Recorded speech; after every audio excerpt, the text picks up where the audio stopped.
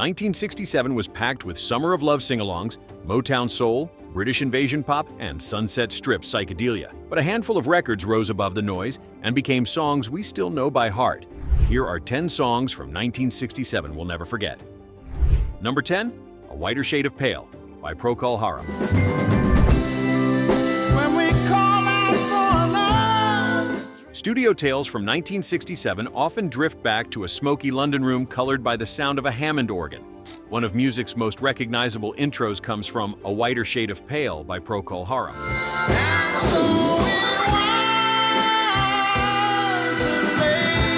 it was Released by Daydream Records, this track's Baroque pop arrangement was partly inspired by classical composer Johann Sebastian Bach, lending its swirling mystique and soulful longing a sense of old-world grandeur. The song's spectral tone and poetic abstraction left a deep impression, echoing the kaleidoscopic experimentation that defined its era. When it hit number 5 on the charts, listeners were captivated by its spellbinding melody and enigmatic lyrics, making this record an anthem of late 60s psychedelia. It was the kind of cut that paused conversation and drew a room into reverent silence, underlining the power of musical imagination unleashed in a turbulent cultural moment. Its resonance is a testament to the adventurous spirit of that year. And so it was the lady. Number 9, Brown-Eyed Girl by Van Morrison. Hey, where did we go? Days when the rains came. Coming out of New York's A&R studios in the spring of 1967, a now iconic shuffle burst out of FM radios across the country, its joyful swing unmistakable. Brown-Eyed Girl by Van Morrison pulled from early rock influences and Caribbean-inflected rhythms to create a timeless sing-along.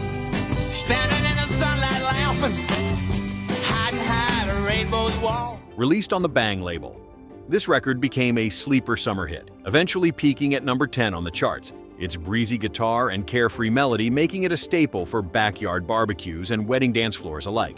Despite initial controversy around some of its lyrics, the tune's exuberance was embraced and endured beyond the ephemeral trends of the era. It's the kind of single generations have adopted, whether heard crackling on vinyl or ringing from a streaming playlist. The classic refrain and bright instrumental timbre capture the open-hearted optimism that so defined that year's musical spirit.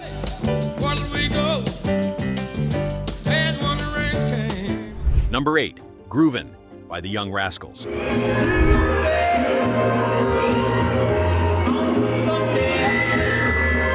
Noon in Central Park, 1967, felt brighter when lazy Sunday rhythms drifted through transistor speakers, perfectly embodied by Groovin by the Young Rascals. Down a crowded avenue. Produced by Atlantic Records and featuring a distinctive harmonica and conga-driven groove, this single reimagined the sound of blue-eyed soul for a sun-soaked season. The song quickly danced to number 1 on the charts in its original release, standing apart with its gentle pace and breezy optimism, a reflection of the shifting moods of American youth during that transformative summer. This track's laid-back melody and airy harmonies set it as the soundtrack to a period defined by possibility and daydreams in the park. Every element, from the syncopated percussion to the heartfelt chorus, came together to evoke the intimate simplicity of that year's unforgettable afternoons. Get away too soon. Number 7, The Letter by the Box Tops. Give me a ticket for an aeroplane. Local Memphis musicians in a compact studio, many barely out of high school, crafted a rapid-fire success in the form of The Letter by the Box Tops. When she wrote me a letter, said she couldn't live without me no more. Carved in only a handful of takes and delivered with a punchy blend of organ and fuzz guitar, the result clocked in under 2 minutes, yet packed an immediate emotional punch. This single roared to number 1 on the charts in 1967, powered by an urgent delivery that captured the restless spirit of its moment. This cut's catchy refrain became instantly quotable, the very definition of a record moving at the speed of the era's whirlwind social change. As listeners latched onto its driving hook, the song showcased how raw, youthful energy could leap out from radio speakers across the country, reshaping the pop landscape of that year. Lonely days are gone, I'm a-going home. My baby just wrote me a letter. Number 6, To Sir with Love by Lulu. If you wanted the sky, I would ride across the sky and live. soundtracking a cinematic story that swept audiences off their feet. To Sir with Love by Lulu emerged straight from the film's end credits into radio dominance.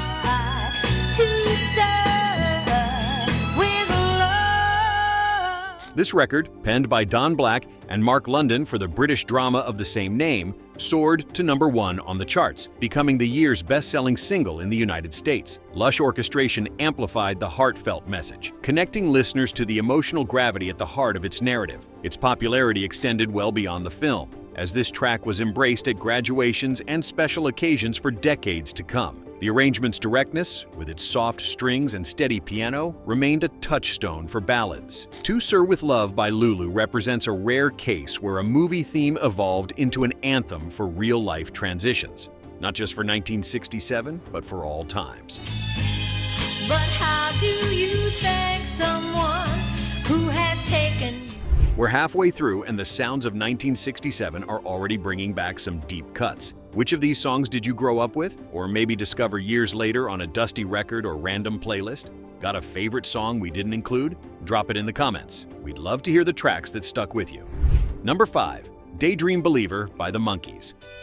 Oh, I could hide 'neath the wing of the blue. A song written by Jon Stewart of the Kingston Trio set the stage for one of pop's most enduring refrains in Daydream Believer by the Monkees.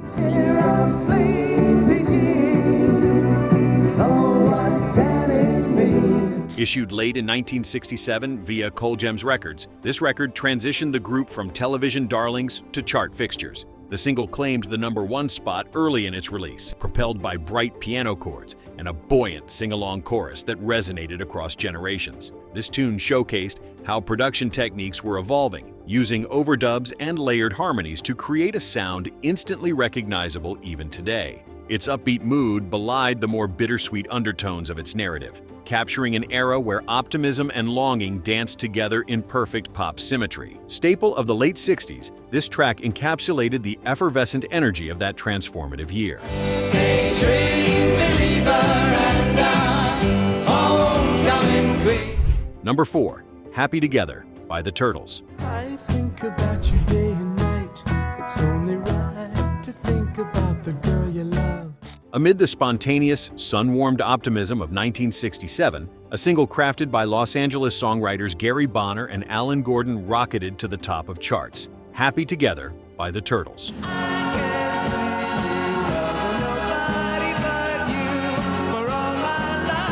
Released by White Whale Records, this track's cheerful chord progression and intricate vocal harmonies helped it reach #1 on the charts, cementing a legacy that endures in commercials and film soundtracks to this day.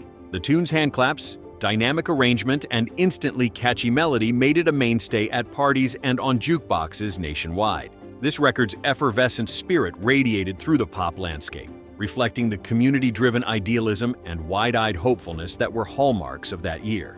Whenever the opening guitar lines ring out, listeners are transported back to a time when dreams and harmonies felt inseparable from daily life. I can't see me loving nobody but you for all my life. Number 3, All You Need Is Love by the Beatles.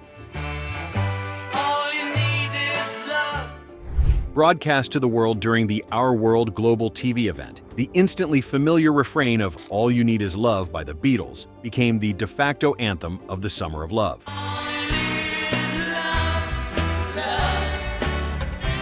This single, produced by George Martin for Parlophone and Capitol, landed at #1 on the charts upon its release. The song emerged as a message of unity in a time of sweeping cultural change, marrying orchestral flourishes with electric instruments for a boldly optimistic musical vision. The record's reach extended well beyond Britain and America, as millions joined in a collective sing-along broadcast live to more than 24 countries. This cut's iconic opening bars, stitched together with snippets of other well-known melodies, perfectly captured the spirit of global connectedness that defined that year.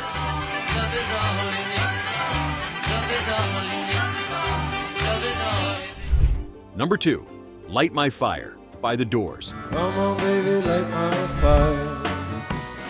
Try to set the night on fire. recorded at Sunset Sound Recorders and lasting more than 7 minutes in its uncut album form. Light My Fire by The Doors delivered a hypnotic blend of swirling organ riffs and pulsing rhythms. The single version was trimmed down for radio play and signed to Elektra Records, quickly ascending to #1 on the charts. Featuring one of the era's most memorable keyboard solos, this track brought West Coast psychedelia to the mainstream and became a defining sound of the counterculture movement. The song's distinctive arrangement and daring musical tension turned a studio experiment into a national sensation that summer.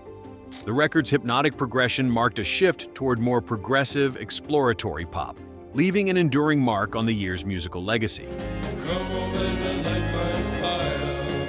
Number 1. Respect by Aretha Franklin. What you want, baby, I got. Few singles have ever matched the cultural impact and electric energy of Respect by Aretha Franklin. Ooh, your kisses, ooh, sweeter than honey. Released on Atlantic Records in the spring of 1967, this song soared to #1 on the charts and soon became a rallying cry for both civil rights and women's empowerment. The record's powerful opening and indelible call and response sections electrified concert halls and airwaves alike, setting a new standard for vocal performance in modern music. Produced by Jerry Wexler, the single radiated confidence and urgency, with musicianship that redefined the possibilities of soul and R&B for that era. This cut turned its studio origins into a generational touchstone, one that continues to be honored and celebrated whenever that year's music is revisited.